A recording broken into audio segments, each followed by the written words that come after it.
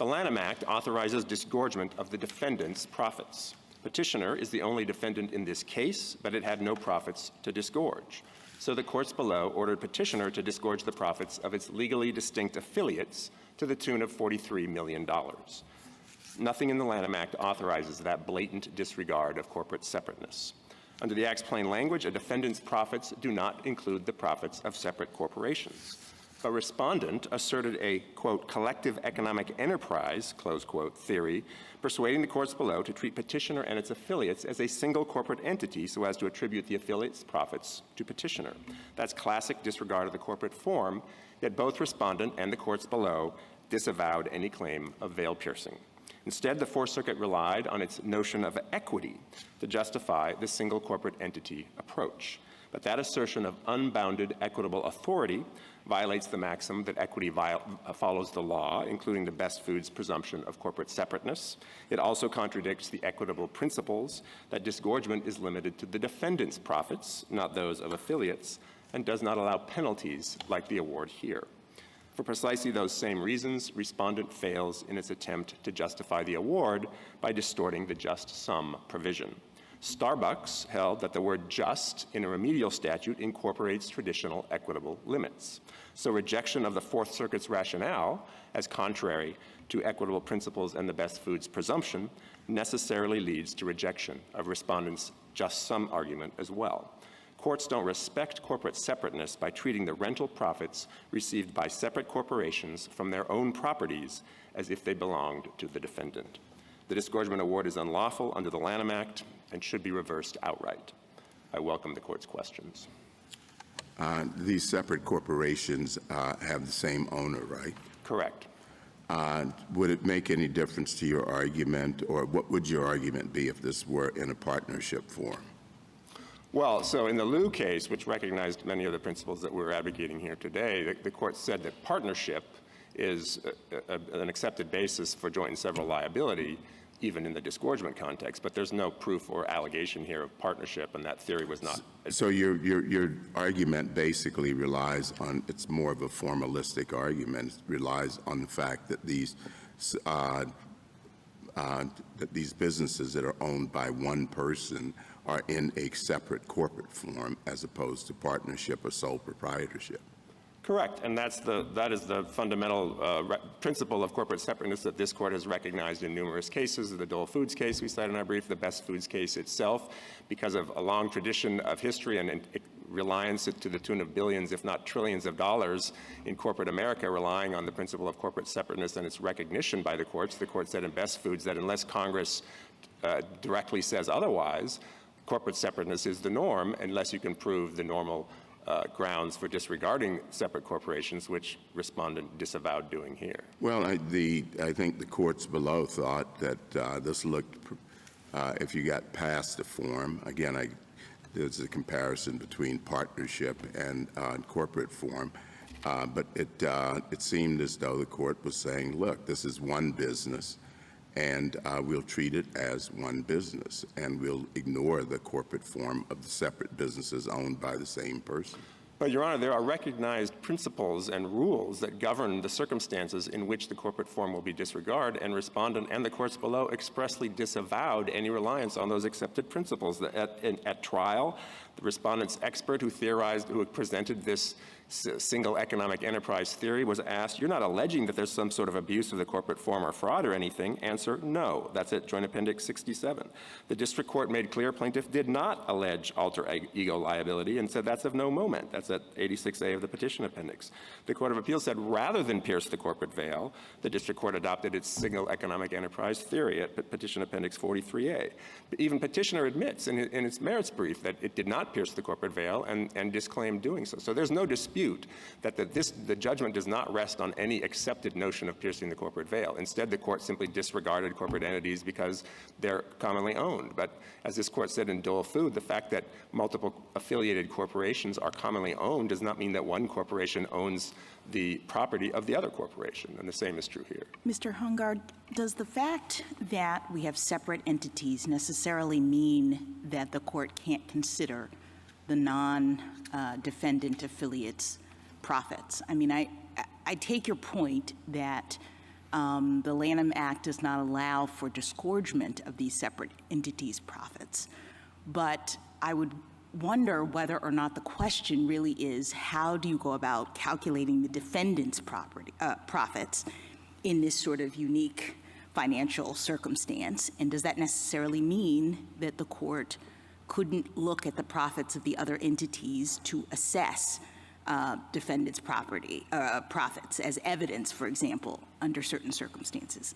Well, there could be circumstances in which that would be permissible. For instance, the briefs talk about the Sheldon case from the Second Circuit, where the court held that because the defendant in that case was the parent corporation, it owned stock in the subsidiaries that had engaged in infringement and had profited from it. And the court said, was not attributing the subsidiaries' profits, but it said the parent, because of its ownership of stock, had a financial benefit, a financial gain to itself that it owned because its stock was worth more. It could sell it for more money because of the profits held by the subsidiaries. So you're not saying that the defendant's own books are the only piece of evidence that can be considered by the court when it determines? No, exactly, right. And equity is clear that you can look beyond the defendant's books to get at the reality. But the key is it has to be profits owned by the defendant, even if not recorded on its books, not profits owned by a separate corporation. So what is your response to the Solicitor General's proposed profits calculation here that has to do with the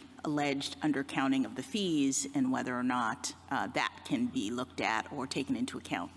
So threefold. First of all, that argument is forfeited in this case. It's not presented, which I would like to get back to in greater detail. But second of all, if you're talking about reallocating the fees, basically to pretend as if petitioner had received more fees because supposedly it was charging below cost fees, as a legal matter, that would not be, in our view, an accepted basis at equity, because again, equity looks only to the gain actually received by the defendant. And this court's cases that we've cited in our briefs say that over and over again. In this scenario, the government is essentially admitting these are revenues that weren't received, actually, by the defendant. They were received by the other affiliates, but we're just going to essentially treat the defendant as if it had received those additional revenues because we think that would be more in keeping with economic reality. This makes no sense to me. Counselor, the government points to an issue of assignment of revenue. If you have a situation like this one, where someone is rendering services at a loss and the owner of the corporation is making up those losses over time, can't we treat the amount that the owner is putting back into the defendant as profits? So, number one, as I noted in response to Justice Jackson, that argument was never made in this case. And it's not presented, therefore. But with respect to your, that's an issue of remand. Whether the lower court will permit the trial to be reopened or not, that's always in the discretion of the courts below.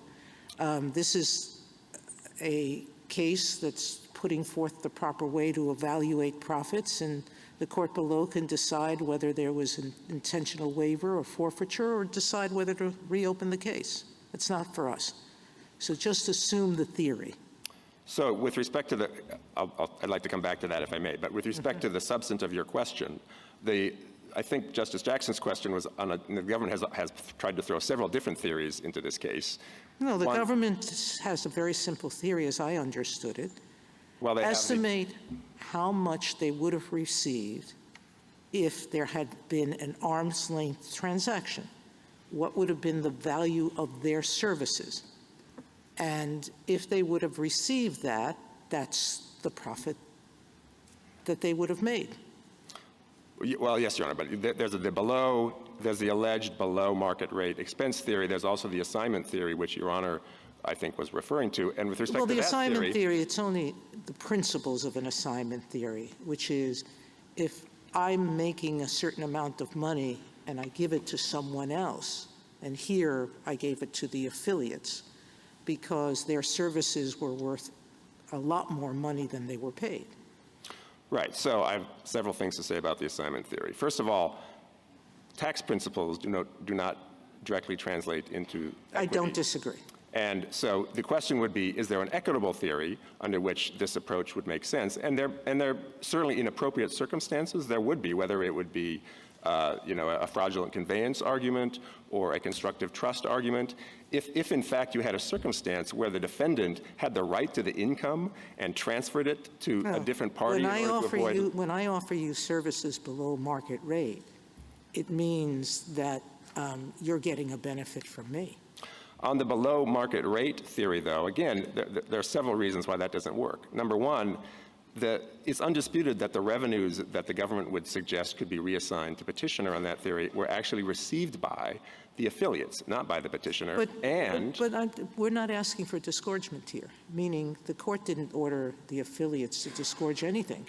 Right, but they ordered this defendant to pay a certain amount, and that certain amount is what they received or should have received in value for the services they rendered. Right, but the should have received is the problem, because this court has said over and over again in the disgorgement context in applying equitable principles, Coop against Royer and the Keystone case and the Livingston case and Rubber Company all recognize that the question is the actual profits actually received by the defendant, not the profits not possible profits that the defendant could have received if it had structured its business differently, if it had made better deals. Those cases all stand for the proposition that it's actual profits, not possible profits, and that's because of the theory of disgorgement, which is to deny the defendant the benefits it actually received from the wrongful conduct. If it didn't actually receive them, even if it's because it made a bad deal, you don't disgorge those from the defendant. And again, this court has said that over hundreds of years in the equitable context, and the same is true here. The other problem is simply a factual problem. There's no finding and no basis for a finding on this record that petitioner was actually charging below market rates to the affiliates, because it's important to understand the petitioner was also providing substantial services, non-infringing services, to its shareholder, to his charitable foundation, to other entities. That's undisputed. The Court of Appeals recognized this at PEDAP 4A and 45A. The petition respondent's expert testified to this effect at the trial, that there were substantial non-infringing services to Mr. Dewberry separate and apart from the services being provided to the affiliates. That's at Joint Appendix 142, 193. Respondent made the same argument at 316 and 318 of the Joint Appendix. So it's clear that a substantial amount of the costs incurred by petitioner were not relating to the infringing services allegedly provided to the affiliates, but rather to independent service. So you can't just infer from the fact that they had losses that they were charging below market rates. But again, the fundamental problem, and if I may, I would like to just point the court back to the petition. The fundamental problem with all of these arguments that respondent and Counsel, petition... you've answered my question. I'd like you to finish it. Thank you. Yes. In our petition, we made perfectly clear not only that this was a zero profits case, but that was a particularly good reason why the court should grant cert in this case, because it presented this issue, the legal issue, so nicely and cleanly. So at petition 5, we said petitioner had zero net profits. At petition 8, we said, as petitioner explained, the records show that the infringement generated zero profits for petitioner. At page 10, we said the same thing. At page 15, we said this case is an ideal vehicle. Why? Petitioner itself obtained zero profits. At page 35, we said few, if any, cases will likely present the issue so starkly or so cleanly. Petitioner generated zero profits, which eliminates any need to calculate or apportion profits attributable to infringement. And respondent never disputed those factual assertions in its brief in opposition. Under this court's Rule 15, those issues are not in the case. There's no need for a remand to address issues that were waived in the brief in opposition. And this court should enforce its Rule 15, because otherwise you're inviting respondents and the government to try and throw issues that aren't in the case and distort the question presented, and that is contrary to this But court's counsel, own I guess, sorry. Go ahead. I was just going to say, I guess that makes perfect sense to me in the world in which the defendant is the only entity. And when you have a situation in which there's a defendant who is operating at a loss, they make no profit, they may infringe, but under the Lanham Act, only profit is disgorgeable, and there we are. The concern, I think, and maybe this is what motivated the district court and the lower courts, is that we do have a constellation of entities all owned by the same individual. The others are profiting. So it is just the structure of this financial arrangement that is avoiding the ability for recovery under the Lanham Act. And it seems to me that in a situation like that, that is sort of where equity is supposed to be coming in, to ensure that a violation has a remedy, and, Congress uses the term equitable nature of remedy is in this statute. And so I just worry a little bit about allowing for defendants to essentially evade responsibility for infringement by setting up corporate structures such that only that the defendant proper is not, quote unquote, profiting. So two responses, Your Honor. First of all, it's undisputed. Both respondents' expert and petitioner's witnesses testified that this structure is a common, typical structure in the real estate industry. That's at 46 and 91 of the Joint Appendix. And this long predated the alleged infringement. So there's no claim or evidence that this was somehow set up to evade proper relief. And secondly, the equity does provide, in appropriate circumstances, a remedy for precisely the problem you are addressing. There's piercing the corporate veil, alter ego, agency theory, any number of theories that, and you can just sue the additional companies if you think they're involved in the infringement and can prove secondary liability, vicarious liability, or direct liability. So there are all sorts of things that respondent could have done in order to pursue the other affiliates if it thought it had a basis for doing so. It simply made a tactical decision not to do it, and this court should not try to fix the respondent's tactical error. Counsel, let's say I have a contract with somebody under which, total stranger, he would pay me $500. But it turns out the services that I provide are actually worth $1,000. He pays the $500. But then a year later, he gives me another $500, looking at the worth of the services, and just thinks that that's fair. Now, could a court determine that my gain from that transaction was actually $1,000 rather than just $500? I think it could. I mean, if that conduct were infringing, and the court could conclude that the defendant's total profits from that infringing conduct was $1,000. Well, yes, I wasn't talking about infringement at all. I just mean the concept that you can have profits from a contract, even if the compensation exceeds what was required under the contract for a variety of circumstances. Here, yes. Situation that the party considered it was fair. Yes. So why can't the court treat the $23 million of capital in this case under the same principles? Well, so as a factual matter, the $23 million is over 30 years. The alleged infringement involves only 3 years or thereabouts. So if you were going to make that theory, number one, you'd have to look at the relevant years, and number two, would it make a difference if the extra 500 was given over 2 years? 250 1 year, then 250 another? But, Your Honor, the capital contributions were being made for 25 or more years before the alleged infringement commenced. You can't say that the capital contributions, in the infringement context, under the Lanham Act, you have to show, if you're trying to attribute revenues to the defendant as disgorgeable profits, you have to show that they were related to the infringement. So millions of dollars in capital contributed to petitioner before the infringement commenced can't in any way, shape, or form be suggested to have anything to do with the infringement, and therefore would not be included in the calculation.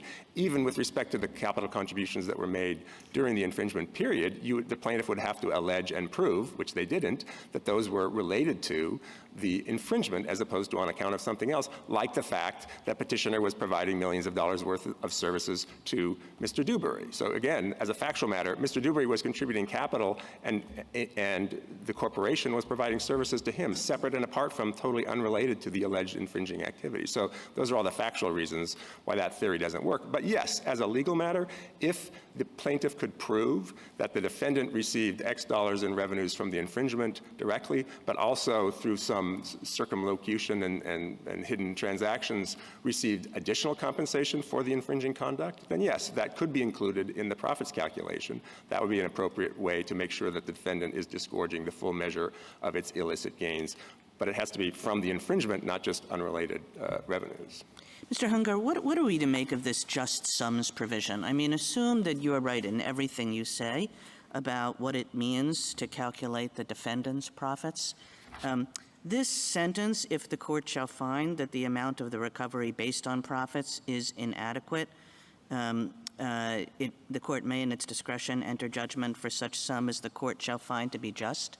I mean, it seems to provide a way for a court to say, look, I've done everything by the book in terms of calculating the defendant's profits, and I'm coming up with a number that seems quite unfair in the broader scheme of things, and this sentence gives me a way to move it up, move it down, as you will, with very little in the way of constraint. So that's the way I read this sentence.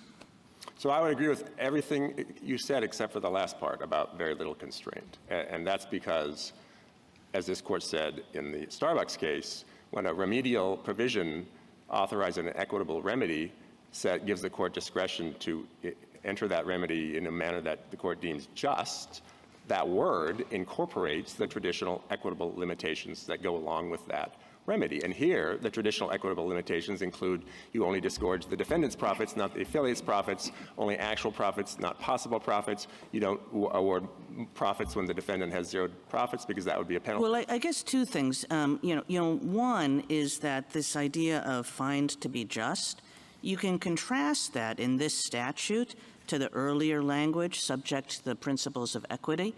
So they could have just repeated subject to the principles of equity. They really didn't, which suggests to me that this idea of fairness in this latter sentence is a little bit broader than you're saying, that it really does go, I'm not going to stare at old equitable rules. I'm really going to try to figure out whether in arriving at the defendant's profits that really is responsive to the nature of the infringing conduct here.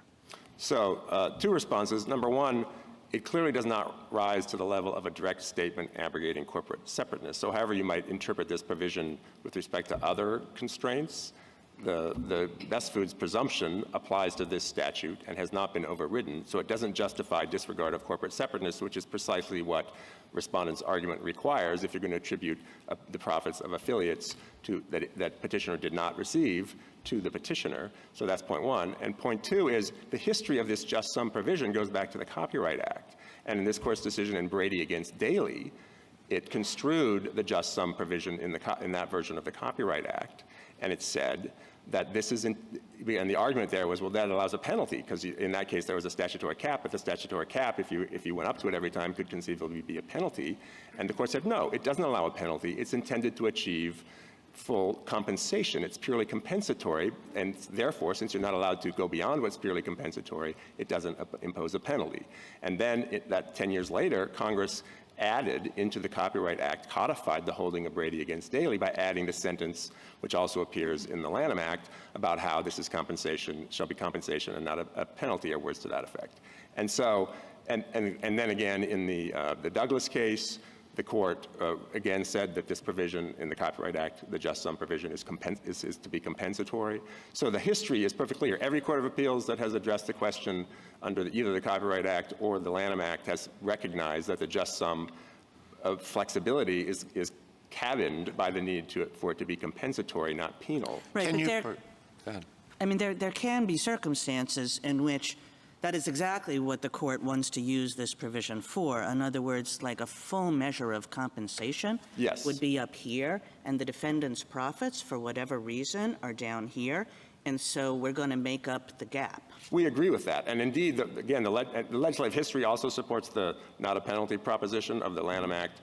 But the interpretation in those cases that I mentioned of the just sum provision was that it's primarily intended to address circumstances where what you can prove as profits or damages under the normal approach is insufficient because of evidentiary weaknesses and the like. It could also address circumstances like the one I was addressing earlier, where the defendant had an unrealized gain. Their stock value, the stock that they owned was worth more, but they hadn't sold it yet.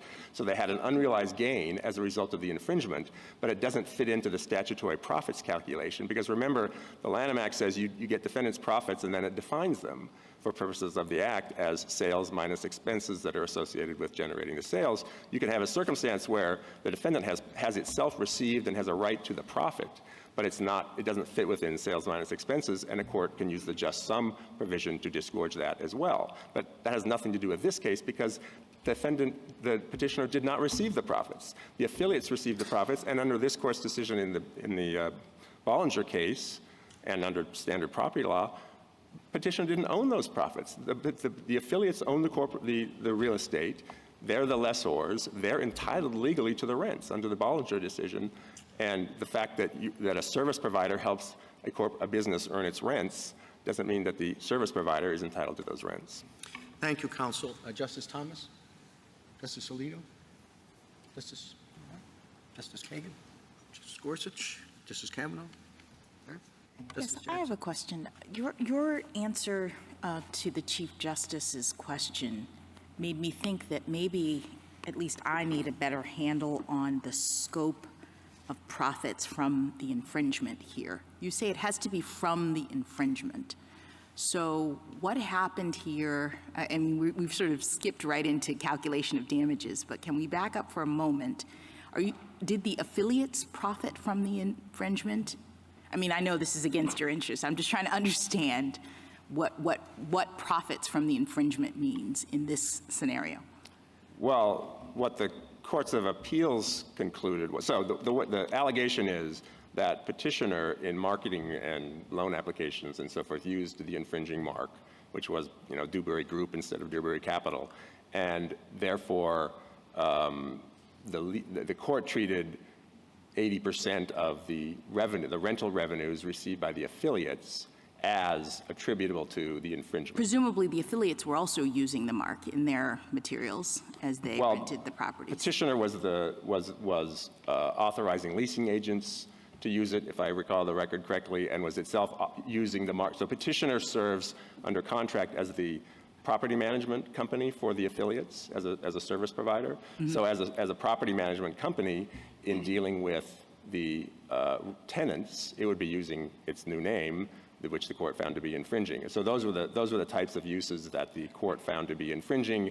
And then it said, and because of those uses, we're going to attribute 80% of the rental profits that received by the corporations during the infringement period to I guess I'm testing your theory that other remedies were available if the plaintiffs in this case had pled this differently. So if could they have sued the affiliates for infringement and gotten the disgorgement that the affiliates received? Well, they certainly could have sued them, and they could have alleged alter ego theories or whatever, all the theories that we've talked about, whether those But the defendant and the petitioner is the infringer from the perspective of this record. Well, again, because they didn't sue any of the other defendants, any of the other affiliates, rather, they only sued petitioner, none of this was tested. I mean, presumably, if they had sued them under alter ego or as direct infringers or as secondary infringers or as vicarious infringers, that would have been litigated. And we don't know how that would have resolved. I assume that my client would have resisted those claims, but how it would have come out, we don't know because respondent never brought those claims. And again, it's not this court's role, I submit, to try and re-inject into the case new theories that have been forfeited and waived at the petition stage. Thank you. Thank you, counsel. Mr. Crown?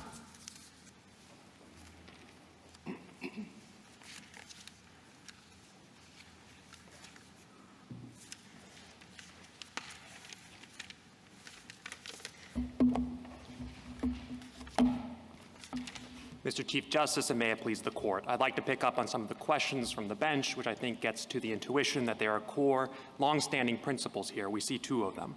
The first is that courts typically treat corporations as distinct entities, and the second is that a court, when ordering a defendant to relinquish its ill-gotten gains, is not bound by the defendant's self-serving ledgers.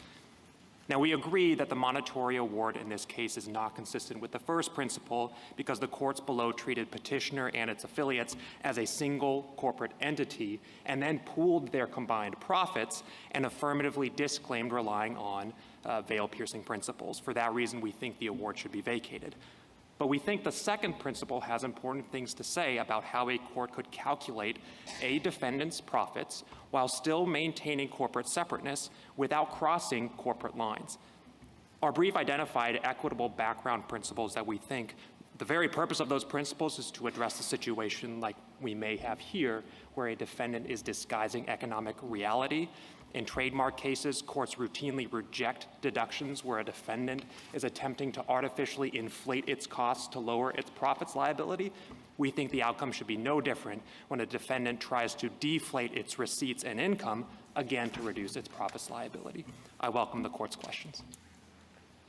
You say that you suggest that the defendant is disguising its profits. Is there anything in the record to support that? There is, and I think the problem here is we have closely held affiliates. They're all under common ownership. We look at the rates here. There are 30 years, according to the petitioner's books. They are claiming that for the last 3 decades they have been operating at a loss. If we just look at the economic realities, we don't think the owner of these entities would allow that to happen unless, in reality, the petitioner was generating substantial value. So, Justice Thomas, here's how I would address the issue with this type of case. I don't have a position on whether the arguments have been preserved. We do think it's important to save this type of argument for the next case. When we have a situation like the one here, where you have closely held affiliates, it's not clear what's happening. It looks like the defendant might be hiding its books, the economic reality in its books. We would ask, what would the defendant have charged unaffiliated entities for the same services if it were negotiating rates at arm's length? And we think there are 2 important insights that you might get from that type of analysis. And this gets to why we think that the court should vacate, or at least shouldn't affirm the award as it stands right now. The first insight is we think if you do that type of analysis, we would see that the petitioner would have gained more money than the losses that they claim to have incurred over the last 30 years. But the second insight is we think if you have an entity that owns land like the affiliates here, but doesn't have management expertise in how to rent out its property, and then you have a management company like Petitioner that doesn't own land but does have the expertise, they would come to the negotiating table, both bring something indispensable that the other one doesn't have, that is land if you're the landowner, expertise if you're the management company, and then they would negotiate the rates. But we don't think in that circumstance, and this is the error that we perceive in the decisions below, we don't think the economically realistic transaction would mean that the landowner would say the management company should keep all $43 million worth of profit that's generated through that enterprise. Counsel, you say that the United States takes no position on whether some of these arguments, which it seems you regard as important, were preserved. There have been a lot of times when the United States has taken positions on whether arguments have been preserved, and I wondered if you can elucidate for us why you don't take any such position in this case. In this case, it seems like this is something that the lower courts would be particularly well suited to sort out. We think on top of the fact it's not entirely clear which arguments the courts were grappling with below, we take the petitioner and the respondent to be arguing over what the courts actually did below. So when you have that type of confusion, I think it would be fair to say this court can follow its usual practice rather than reaching out and addressing whether arguments had been preserved. You can send the case back and let the courts. Well, no, that's the argument why you may not take that position or a position, but you tell us that you're not taking any position on that question. Well, I do want to emphasize, I don't mean to speak for respondent in terms of the arguments that they have made. Again, we don't think it's necessary for this court to decide whether the arguments have been preserved in terms of the outcome of this case. We do think there was an independent error in the profits award that was granted in this case. We think that there are other potential avenues that could have been pursued, may have been pursued, to get at the same number or a similar number on remand. Again, for purposes of the question presented before this court, we don't think you have to get into that. I actually take the arguments from both sides to vehemently agree on the answer to the QP itself, that is, whether you can order a defendant to disgorge the profits of a non-party separate entity. I think everyone says the answer to that question is no. Then the question becomes, how do we calculate what the proper amount of profits should be when we are respecting corporate separateness? And we've identified background equitable principles that target that exact problem when it looks like what's shown on the defendant's books, which petitioner conceded today in a reply brief, page 5, aren't controlling. There are various tools available to the court to sort out that type of problem, both in equity generally and in the trademark context. Well, if the judgment at issue cannot be sustained on the ground that was adopted by the Court of Appeals, why would we go further and say, but there's this other theory that might have provided a basis for some relief, and we don't know whether it was preserved, but we're just going to tell you about this theory and send the case back for the court to decide whether to apply the theory in this particular case? Why should we do that? Justice Alito, I want to lay down the marker again. We haven't taken the position, but I do understand respondent to be arguing that they at least have not forfeited some of the arguments that we've raised in our brief. So again, we would leave it to the courts below to determine what has been properly preserved, because I take it that the parties do have a dispute over what's actually still live in the case. Well, we can leave it to the court below to decide what was and was not preserved, but why should we take the additional step of saying, here is a valid argument that you may want to consider if, in fact, you find that it was preserved? Justice Alito, if you think that is untoward, I think we would be happy with an opinion that answers the question presented and then makes clear that you are not foreclosing the other arguments that might be appropriate under the right factual circumstances and subject to party presentation principles. I think we could live with that. Our modest submission here is whatever the court says in the opinion, it should not reach out and foreclose the other background equitable principles and arguments that we've identified in our brief. I think that would be the part that we would care about. But when you say not foreclosed, just to follow up on Justice Alito's question, it seems to me, I read, and respondent can say if he sees it differently, I read there to be vehement agreement on the QP, the narrow QP too as well. So why wouldn't the government be satisfied with our just answering the QP? It seems to me that that could be a pretty short opinion. And then just leaving it to the lower court, and they can make these arguments in the lower court. And we didn't grant cert on these other questions, which were not vetted below because the Fourth Circuit took a different view. I guess I don't understand why. As long as we don't go further and say this is foreclosed, doesn't silence on that point suggest that it's not? I think that would be fair. I also think that courts below might appreciate clarity in the court just saying we are not deciding the issue, but I wouldn't deign to tell you, Justice Barrett, how to write the opinion. I think the same outcome would come out the same way. It would cash out the same either way. Mr. Hunger, I guess I don't understand why the answer, the sort of way to handle a situation like this is just to pierce the veil. I mean, you say that the defendant is disguising its profits, it's hiding economic realities, it's working with these other companies in a way that they're really operating in the marketplace as almost one entity. Why wouldn't the legally responsible way to deal with this, given the way the law has developed, to say that in order to do this, to consider the profits of the other entities to be the profits of the defendant, the court should have pierced the veil in this situation? Justice Jackson, I have 4 answers. If I may, yes. I would like to lump into that the question, why couldn't they have just sued the entities under the Lanham Act directly? And I think Please. All 4 will get to that. The first problem is you might not get jurisdiction over the other entities. Now, I take the point that all of the entities, as I understand it, are domestic. But you could imagine a circumstance where one company decides it's going to structure its affairs so it commits all of the infringement. Other entities incorporated overseas are going to collect all of the money. That, I think, would be a significant barrier. It might not be a barrier in this case, but in the next one that comes along, I think it would be. The second problem, the affiliates, if we're looking at substantive liability under the Lanham Act, this is my addition to the question, they might not be liable if you were to sue them. And there are a couple reasons why. If we're looking at direct infringement, there might be a problem under the facts of this case or a similar one. If one entity is doing all the infringing, that is, using the mark in commerce, is the one that created the consumer confusion, and the other entities, all they're doing is holding the money, just holding the proceeds or the profits of infringement is usually, I don't think, going to get you to substantive liability. And I think that might also be true if we're talking about secondary liability.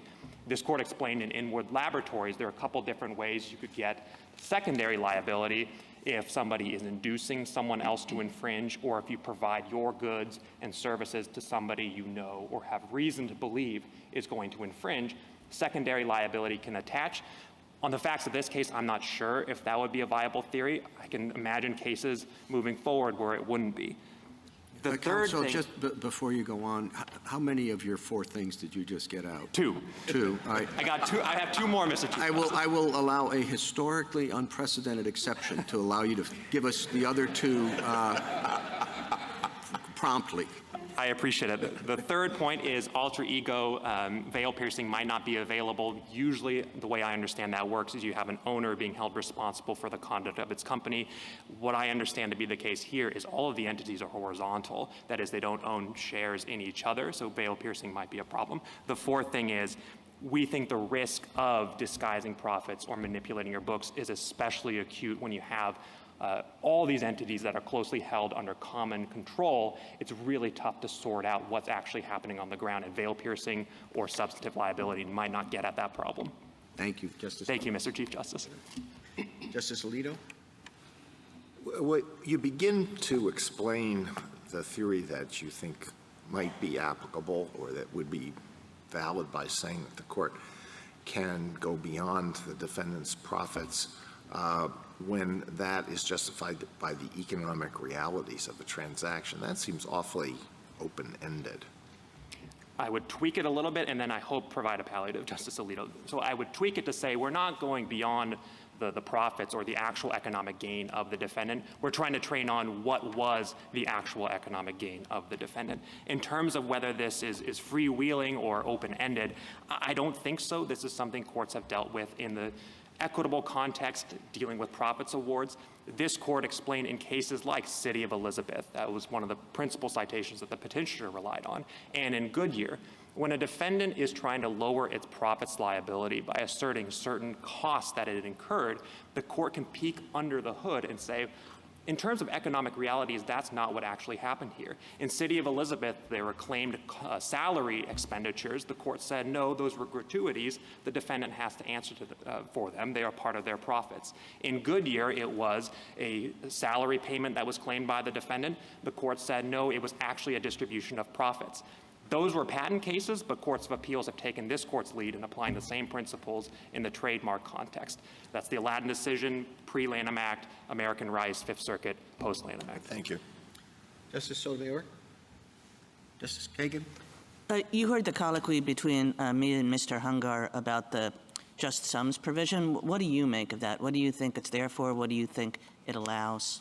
The first thing I will say is I think I heard petitioner agree that that provision allows the full measure of compensation to the plaintiff. We agree with that. Now, Yeah, I took that to be what Mr. Hungar said too, that there's sometimes that there's a delta between what you arrive at through the profits calculation and what you understand to be the full measure of compensation for the plaintiff, and this allows you to close that. right. And I would say two things. I think to the extent the petitioner is arguing that this is really just a proxy for the compensation that the plaintiff lost, we think the better proxy here would be our theory. That is, what would the defendant have charged at arm's length in providing services to unaffiliated entities. The other thing I would say is I take the point that the court might think what's happening here is not exactly strictly profits in the sense of sales minus costs, but we do think the just sum provision can address this type of situation. So just to spin this out a little bit, Mr. Chief Justice, I will be quick. The thing that I think that you could look at is you could say, imagine the petitioner had contracted with its affiliates for a $10 million payout, and at the last minute, at the end of the contract performance, it decides, I'm going to forgive that sum, let's just leave it with the affiliates. I don't think we would be having a debate whether that was the profits of the defendant. That's classic anticipatory assignment. I take the point here that the petitioner, at least on these facts as I understand them, appears to have collapsed those two steps. Instead of contracting for an amount and then forgiving it, has just said on the front end, in this contractual negotiation, we're going to take below market rates and leave the rest with the affiliates. Economically, we think that is the same outcome, and we think those two cases should be treated similarly. And we think the just sum provision provides the courts a tool to do that. Justice Gorsuch? Justice Kavanaugh? Justice Jackson? Okay. Thank you, counsel.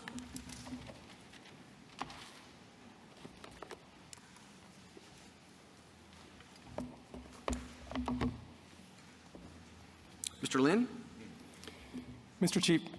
Chief Justice, and may it please the court. The legal question governing this case is really an evidentiary one. May a court awarding a profits-type remedy under Section 1117A ever take into account the finances of an affiliate of the defendant infringer without piercing the veil? The answer is yes. The plain text authorizes it. And also, just relying on the financials of another party does not automatically disregard corporate separateness and require piercing the veil. Start with separateness. Disregarding corporate separateness is not an end in itself, but a path or a means to an end. So if a court relied on an affiliate's financials based on the conclusion that the affiliate is one and the same with the defendant, that would disregard corporate separateness. But it would not disregard separateness to rely on such evidence based on some other justification. Doing that simply recognizes, as has long been held, that legally separate entities, whether affiliates or not, can still interact in ways that bear on each other. Indeed, that is what the Fourth Circuit concluded happened here. It understood the district court not to have set aside separateness, but rather to have relied on the affiliate's revenues as evidence of petitioner's own, and I quote, true financial gain. And that tracks the record, which reflects that despite some imprecise language, the district court did not view the affiliates and the petitioner as interchangeable. To the contrary, and these facts are important, the district court relied on the affiliate's profits because it found that petitioner alone had generated all those revenues through its infringing activities. And so the revenues were thus gain created by the petitioner, even though petitioner assigned them elsewhere. The other question is what part of 1117A authorized the district court to rely on this evidence. We believe the discretion to look beyond the defendant's net profits is found in the unique just sum provision. The U.S. reads the statute differently, but under either approach, you get to the same place. I welcome the court's questions. Mr. Lynn, we would not be here on this if your petitioner or respondent had sued all of the entities. Why wasn't that the approach? Your Honor, I understand that there were a number of practical and strategic reasons, but I think maybe the easiest answer to you is, Your Honor, if you look at JA 109, which is in the expert report, it notes that the petitioner's website represented that it owned $1.5 billion in properties. We didn't know, in short, that there were other ownership entities. And so we made the decision to sue who we thought was the defendant, and we think that the just sum provision allows us to get at the defendant's true financial gain. So I guess to some extent you have to argue that the just sum provision allows you to pierce the corporate veil. This would be a different case if it were a partnership or sole proprietorship. Your argument would be much easier. So how do you get past the separate corporate entities? Even to calculate income, it's not the income technically of the petitioner here. Your Honor, my answer to you is I would take issue with the premise that we have to argue that the just sum provision requires piercing the veil. And it gets to what I think is an important understanding of what disregarding the corporate separateness really means. I think it's a means to a certain outcome. And so really the justification for looking at the affiliate's financials matters. This court has said, and if I could, the Arthur Anderson case, Arthur Anderson versus Carlisle, the 2009 case, is talking about when you can hold non-parties to a contract to be responsible. And it lists a number of ways to do that. Assumption, piercing the corporate veil, alter ego, incorporation by reference, third-party beneficiary theories, waiver, and estoppel. And Your Honor, my point is, piercing the corporate veil and disregarding corporate separateness is one way to look at the affiliate's finances. But there are other ways, and if the reason is not simply that you're concluding that the two are indistinguishable, then you're not disregarding the corporate veil at all, and there's no reason to say that the just sum provision allows piercing the veil. We're simply saying, if you look at the findings of fact here, which are unchallenged in this court, what the court concluded, it's somewhat of an unusual factual finding because they're unusual facts, but what the court concluded is that the petitioner alone drove and created all of these revenues and then put them on the books of the affiliate. That is not disregarding corporate separateness. Mr. Lynn, yes, Your Honor, I'm sorry. I'd agree with you that there are many ways to skin the cat. You can sue these people. You can pierce the veil. You've got all kinds of equitable theories. You just had a great list of them a second ago. But as I understand it, the Fourth Circuit below did none of those things. And you all actually agree with that. And you agree that on the question presented, the Fourth Circuit erred. Is that right? No, Your Honor. So Solicitor General's wrong. There isn't total agreement here today. There is total, so if I can answer that two ways. There is total. And pick one. Maybe I can combine them into one answer. Give me your best. There is total agreement that you cannot include in the judgment the affiliate's profits as the affiliate's As profits. such, yes. Right? Because that would Right. be We saying need that some other theory to get there. you need some other reason unless you're going to pierce the veil. Right. And we would say that other reason exists here. Okay, but that didn't happen below. That's not on which the judgment rests in the Fourth Circuit. And so perhaps, maybe you preserved the arguments, maybe you didn't. The Solicitor General doesn't know. And maybe the best thing in those circumstances is for us to vacate and remand, allow you to try again. And so what I would quarrel with, Your Honor, is that there was no other reason on which the judgment below was based. I think if you look at Petitioner's Appendix 43A, what the Fourth Circuit says is we view the district court's decision differently. Rather than pierce the corporate veil, rather than disregard corporate separateness, the court considered the revenues of entities under common ownership with Dewberry Group in calculating Dewberry Group's true financial gain. And that's a quote that Petitioner assiduously leaves out of any of their pleadings.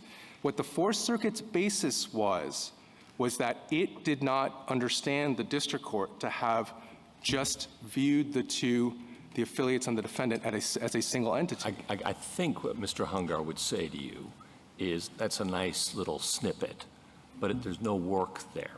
That it appears that the court just treated the affiliates' profits as the defendant's profits, pretty much full stop, and that's a mistake.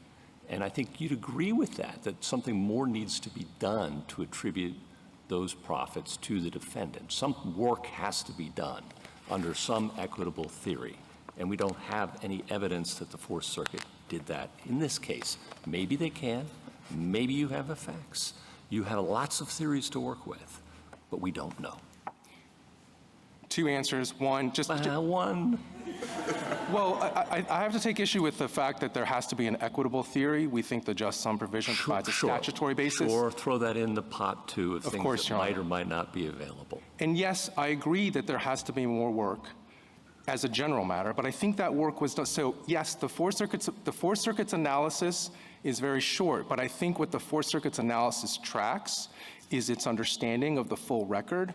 And I think if you go to the record, and that's what I was alluding to earlier, and you look at the unchallenged findings of fact in this case, the unchallenged finding of fact in this case is that the defendant petitioner created all of the revenues, that the affiliates, and this gets to Justice Jackson's the affiliates were passive receivers. They had no employees. They did not do a single thing. Now, they suggest in their briefs that that is wrong, but that is the unchallenged finding of fact of the district court, which you are stuck with here. But Mr. Lynn, I guess kind of to follow up on what Justice Gorsuch is saying is, at a minimum, can we agree the Fourth Circuit's opinion isn't a model of clarity on this point? I think we can agree on that.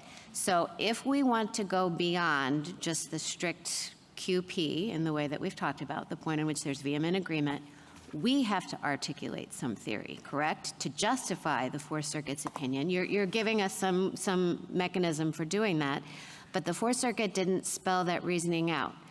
It sounds like you're pretty confident in your position, and Justice Gorsuch said you have a bunch of theories. If the Fourth Circuit believed that, it can presumably make pretty quick work of this on remand, and then maybe you walk away and you win quickly. But we would be kind of wading into uncertainty if we spell out all of those theories that the Fourth Circuit never addressed. I understand the question, Your Honor, here's how I would respond to that. I think if you conclude, a majority of this court concludes, that you're uncertain about what the Fourth Circuit did, whether the record supports the idea that there was no disregard of corporate separateness, then I do think that you should vacate and remand and allow the lower courts to spell out what they did and whether that was permissible. But I think, Your Honor, if you agree with us that the record is clear on its face, and we think that I think if you look at the unchallenged factual findings, I don't think there's another way to read the record, and I think if that's true, then you do have to go on and address the other. So you would say, is this kind of a quibble between a vacate, if we have uncertainty about the Fourth Circuit opinion, you're just trying to make sure we vacate and remand and not reverse? Is that kind of Well, yes, Your Honor. I mean, I don't think that this court should reach out and decide what the amount of the judgment should be, which I think is what you would have to decide if you were to just straight up reverse and not allow any further proceedings below. I think if you have uncertainty as to what the courts below did, then I think the answer is you could decide the QP. I think you could provide some further guidance. To Justice Jackson's question, I think I would say it's not categorically impermissible to look at the financial evidence of affiliates and then allow this to go back down and for the courts to further explain what they did and why that was on So display. it's like a scope of the remand question, kind of Yes, like what we say about them. When I read the petitioner's brief, and not until the reply, he seemed to be saying, and I think that he's disavowed that now. If you disagree, let me know, that you looked only at the defendant's tax returns, basically. And I think he's now disavowed that theory and admitted that you can look at the revenues of an affiliate in some circumstances. Correct? Yes, Your Honor. I read the briefs the same way. We understood them to be arguing below as well, that the tax returns are what provide the measure of their profits. I do think that in the reply in today, my friend is saying that there are circumstances where you could not only look beyond the tax returns to receipts maybe that are not recorded, but also potentially to the... You said something earlier, was that Dewberry Group had basically taken the revenues of the affiliate. But actually, this is a horizontal situation. Dewberry Group had no power to order the affiliates to do anything, correct? Yes, Your Honor, and if that's what I said, let me clarify what I meant. I thought that's what you said, and that's the complication in this case, which is what Mr. Crown pointed to, that this is a horizontal situation where it's really the owner, John Dewberry, that could order anybody to do anything, correct? And he's not a defendant here. I don't think that's what, again, I don't think that's what the factual findings reflect. And if I could, Your Honor, I think there's three sort of key factual findings, and I can point you to where they are in the record. The first is that the district court held, and so it's not that the Dewberry Group took the revenues. What the district court held is that the district court generated all of the revenues, that the affiliates added no value, did no work, that the revenues and the gain was created by the petitioner. And that's at Petitioner Appendix 83A, where it not only held that, but rejected, and my friend said today that there was no testing of whether the affiliates had contributed any value. At Petitioner Appendix 83A, the district court rejects petitioner's argument that, quote, it is not the economic engine that creates the revenue. They had argued that the affiliates, through their ownership of the property, had somehow added some value, and the district court specifically rejected that. So finding fact number one, unchallenged, the petitioner generated all the revenue. The second is that the petitioner controlled the allocation of the revenues. That's at 83A, where the district court says that the petitioner was responsible for the accounting and cash management, and it adopted Dewberry's expert, who said in the testimony at JA 68 that petitioner's, quote, management determines whether on paper petitioner or the affiliates show the losses or the profits. So we have the finding that they drove the revenues, created the revenues. We have the finding that they controlled where the revenues are recorded. And then third, the third finding is also at 83A, that petitioner's tax returns don't tell the whole story, and that all revenues generated through Dewberry Group show up on the ownership entity's books. So I think if you look at those three, what you have is, again, admittedly some unusual factual findings, but they're supported by the record and they're not challenged. Dewberry Group, the defendant, created all the revenues. Dewberry Group, the defendant, decided where they were recorded, and Dewberry Group, the defendant, had them recorded on the ownership entity's books. So what you have is not the idea that they are indistinguishable, the petitioner and the affiliates. It's to the contrary, it's a recognition that they are separate entities and that only one of them drove and created the gain. And the just sum provision allows for a district court to look and say, look, I think the net profits are inadequate. I'm going to look for the true gain. I have to do it in a way that doesn't disregard corporate separateness, and I've done that here. Wouldn't the way to do that, though, is to recognize the two steps in the statute? So to the extent we're looking only at Dewberry Group, shouldn't the court have said 0, which is what they said, and then we move to the second step using the just provision and adjust it in the way that you're talking about? And I think it did do that. Again, I think if you look at, if I can remember where, I think if you look at, I think it's 83A as well. What the district court says is 84A. Dewberry Group's tax returns, standing alone, do not tell the whole economic story. I think that's step one. I think they were the district court was presented with the notion that the profits are 0 based on the tax returns, and the district court said that doesn't tell the whole economic story. I think that's enough of a finding to support a finding of inadequacy under step 1, right? You then go to the just sum provision, and the district court says, what are the true gains? And again, I can't, right? You can't disregard corporate separateness. You can't simply say they are indistinguishable entities. But if there's evidence that the true gains are a certain amount, I can look at the financial records and determine that. And here, again, the unchallenged factual finding is that the petitioner created all of the revenues. This case might seem a little bit less unusual, to be honest, if the finding were that the petitioner created half the revenues, right? 25% of the revenues. Then we would have a much smaller just sum judgment. And I don't think anybody would be saying, wow, this number looks a lot like the full amount of the profits.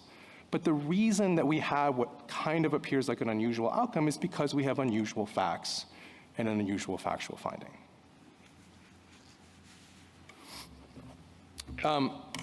On the just sum provision, Justice Kagan, you had asked, what does that encompass? And we had understood our friends to have argued that you can't go beyond net profits, that the just sum provision is only about a situation where you can't figure out the net profits. I think I heard my friend say today that you can, that there could be a delta between net profits and gains, and that the just sum provision could allow a court to get at that.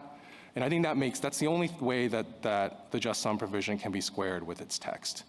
Because the text specifically says that if a district court finds inadequate or excessive the amount of an award of profits, it can award a sum that is just. And I think textually what that means is the just sum provision is about providing for an award that goes beyond profits. I think Mr. Sorry, go please.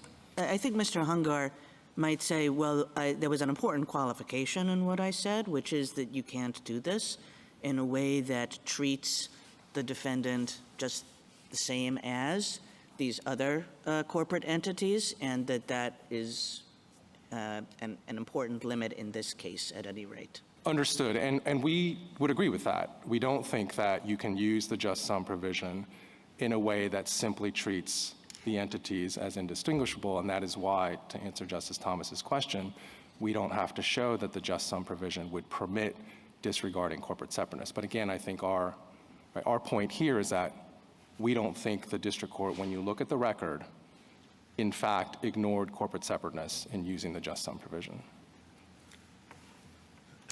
Could you take just a moment to address the SG's argument that the courts below offered no persuasive justification for awarding all of the revenues that petitioners' affiliates received? Of course, Your Honor. There's two answers to that, and the first one comes back to the factual finding. The factual finding is that the petitioner and the petitioner alone created all of the revenues and then put those revenues on the books of the affiliates. So, number one, I think the factual finding says that all of those revenues and therefore all of the profits are the true gain of the defendant. The second answer is, to the extent that there is any uncertainty or a quarrel about whether some portion of that number is not attributable to the infringement or should have been reduced by costs, the burden for that, whether statutorily at what I would call step one or equitably under the just sum provision because of the word just, the burden for that disentanglement falls on the defendant. That goes all the way back to the Westinghouse case and the doctrine of trustee ex maleficio, where once we have shown, basically made a prima facie showing of what the gain from the infringement is, which I think is supported by the factual finding, then the burden of disentangling anything that we might not be entitled to, that falls on the trustee, right? That's the doctrine of accounting of profits. And they, again, as the district court and the Fourth Circuit recognized, they refused to engage with that because they simply said, we don't think any of these affiliate profits have any relevance whatsoever to what our true gain is. And so that risk falls on the defendant. Thank you, counsel. Justice Thomas, anything further?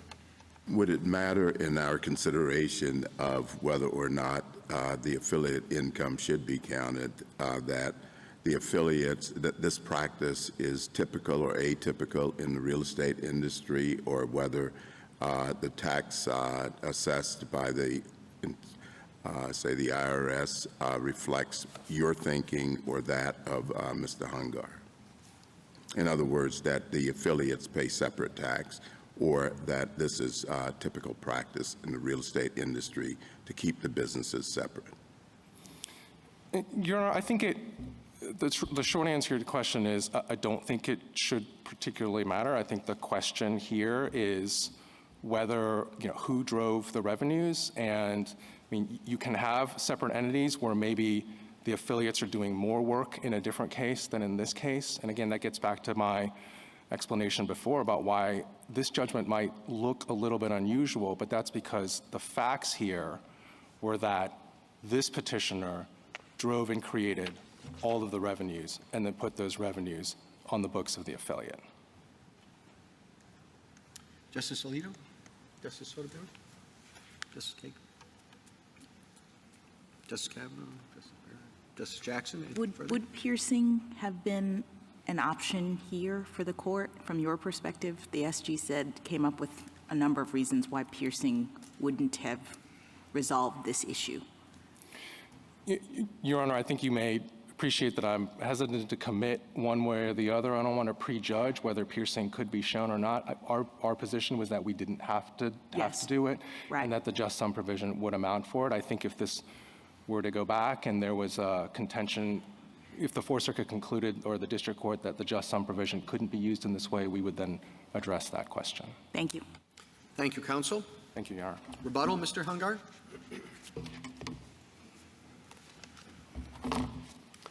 Thank you, Your Honor.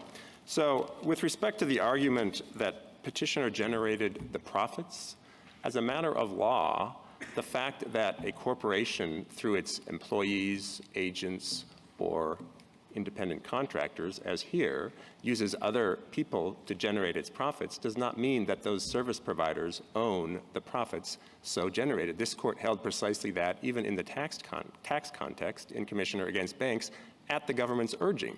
The argument there was that the lawyer who generated the proceeds of the lawsuit, who did all the work to make that lawsuit profitable, was the owner of the income that was shared, that had been assigned to him. And the court said, no, the owner of the property, the cause of action, owns the proceeds of that property, the settlement award, and the fact that the lawyer did all the work doesn't mean that he's the owner or the recipient of the income. That's why the taxpayer, the owner of the claim, had to pay taxes on the full amount. Precisely the same is true here, and for every corporation. Every corporation generates its profits through the work of agents or independent contractors, but that doesn't mean that the independent contractors own the profits. The affiliates own the property. They are the lessors. They receive and are legally entitled to the rents, so you can't treat those rents received by the affiliates on property that they own as if they were owned, as if those rental proceeds were owned by petitioner, without disregarding the corporate form on one of the many grounds that one could have done that. The problem is they didn't do that here. So the argument about who generated the profits proves nothing. And this court's decision in Banks and Bollinger established precisely that.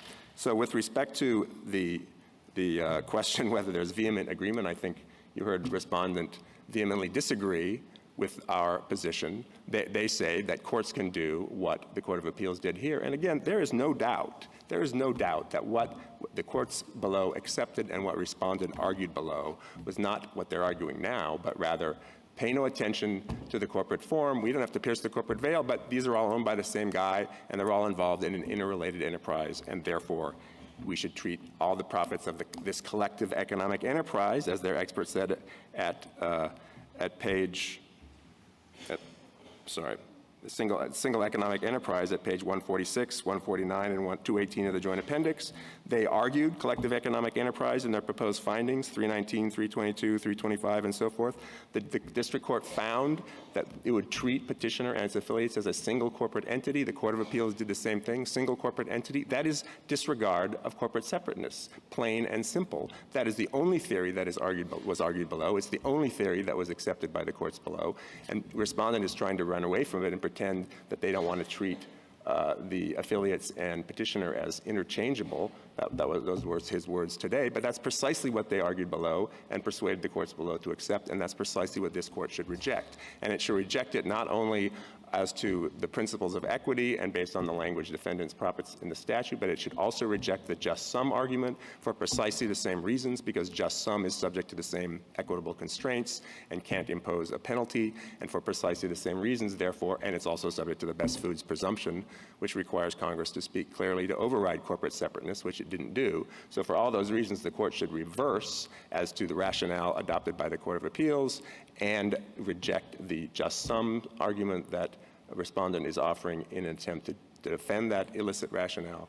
And there is no need for a remand, again, because this is not a question of whether it was, it's not only a question of whether it was they failed to raise any of these arguments below. They failed to raise them in the brief in opposition, and they failed to dispute the assertion that petitioner had zero profits from the infringement. So as a matter of Rule 15, which this court has a responsibility and the authority to enforce, not the Court of Appeals, as a matter of Rule 15, those issues are not in the case, so there's nothing to remand. For all these reasons, we ask that the judgment of the Court of Appeals be reversed, full stop. Thank you, counsel. The case is submitted. The Honorable Court is now adjourned until Friday, the 10th of January at 10 o'clock.